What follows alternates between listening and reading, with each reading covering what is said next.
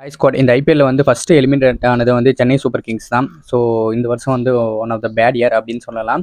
அவங்க இப்போ வரைக்கும் வந்து பேட்டிங், ஃபீல்டிங், பவுலிங் எல்லாமே புதுசாக ட்ரை பண்ணிட்டு வராங்க. ஸோ அது எந்த அளவுக்கு ஒர்க் அவுட் ஆகும்னு தெரியல. அப்படியே இருந்தாலும் இன்னைக்கு நடக்கிற சென்னைக்கும் பெங்களூருக்கும் நடக்கிற ஒரு பயங்கரமான ரிவால்ரி வந்து எல்லாருமே வந்து பார்ப்பாங்க.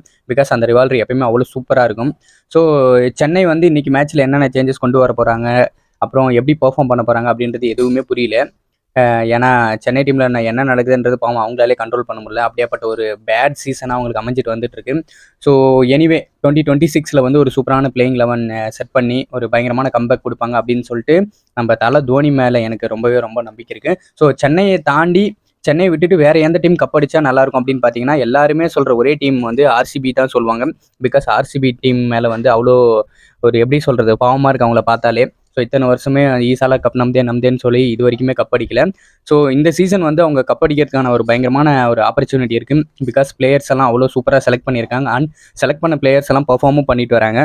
ஸோ இன்னைக்கு நடக்கிற சென்னை பெங்களூர் மேட்ச் சூப்பராக இருக்கும். சென்னையை தவிர்த்துட்டு எந்த டீம் கப் அடிச்சா நல்லா இருக்கும்னு பார்த்தீங்கன்னா அது விராட் கோலிக்காக பெங்களூர் கப் அடிச்சா எல்லாரையும் மாதிரியே நானுமே வந்து பயங்கரமாக சந்தோஷப்படுவேன். பாய்.